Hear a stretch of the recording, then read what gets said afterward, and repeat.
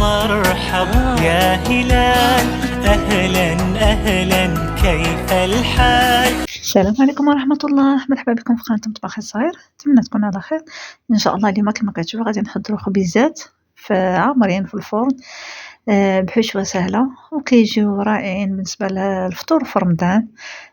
كي كتشوفوا كيخرجوا فيهم جوج خبيزات. بالنسبه للعجين اللي غنديروا جوج خبيزات وكيكونوا هكا كما كتشوفوا بحشوه اقتصاديه وفي نفس الوقت ساهلين وما كياخذوش لينا الوقت، ودغيا نوجدوهم للوجبه ديال الفطور.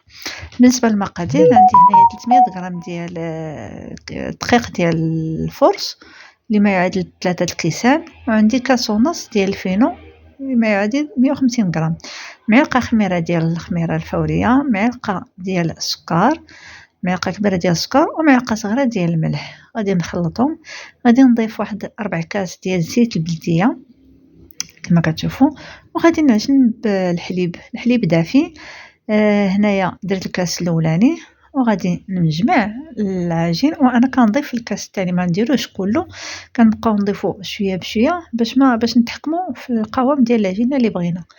هنا كما كتشوفوا كنبقى نضيف شويه بشويه حتى تولي عندي عجينه متماسكه، تكون طريه وما كتلصقش. نتوما غادي تشوفوا القوام ديالها اللي غيكون.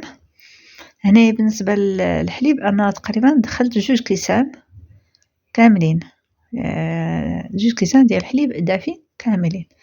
تقدروا تدخلوا اكثر او اقل على حساب النوعيه ديال الطحين واش كيتشرب ولا لا. صافي كنبقى كندلكها وانا كندخل في داك الحليب حتى كتجمع لي العجين. غادي نخليها ترتاح، ندهنها بالزيت ونخليها تخمر. هنايا من بعد ما خمرات غادي نحيدها نزولها، نحيد لها الهواء وغادي نقسمها على 4 ديال الكرات لاننا غنخرجوا 2 خبيزات. صافي غادي نقادهم وغادي نخليهم يرتاحوا واحد شويه بين ما نوجد فين غادي نخدم. صافي هنا غادي ناخذ الكره الاولى غادي نسرحها كما كتشوفوا. بالنسبه للحشوه انا راه درت البصله والفلافل والكفته الكورجيت خيزو والشعريه ديال الشينوا الشعريه ديال الشينوا.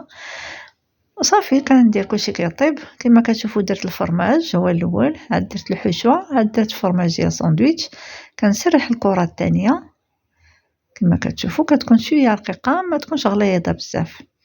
صافي غادي نضغط على هاد الجوانب وغادي نقطعهم بالموس ديال البيتزا باش ما تجينيش هذيك البلاصه هكاك غادي تقصح وغادي تجي رقيقه وغتقصح لينا.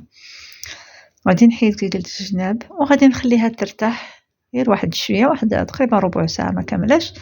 صافي هنا غادي نخليها. من بعد ما خليتها ارتاحت غادي نجيبها وغادي هنا راه ارتاحت غادي نجيبها غنفلحها بالموس كما كتشوفوا. تقطعوها على الشكل اللي بغيتو. هاد النوع اللي غنصورت معكم راه قطعتها كمثلثات، والكره الاخرى قطعتها مربعات كما شفتوا معايا في الفيديو الاولاني في المقطع الاول. من بعد هنا غادي ندهنها بصفر ديال البيضه اللي درت فيه شويه ديال الصوجه شويه الخل.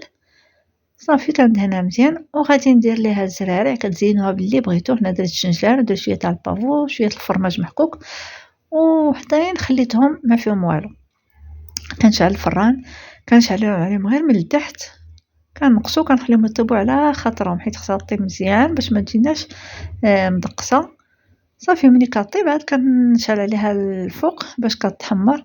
يعني ما كتاخذش الوقت بزاف لان الحشوه طيبه، والحشوه كي قلت لكم كتبقى اختياريه.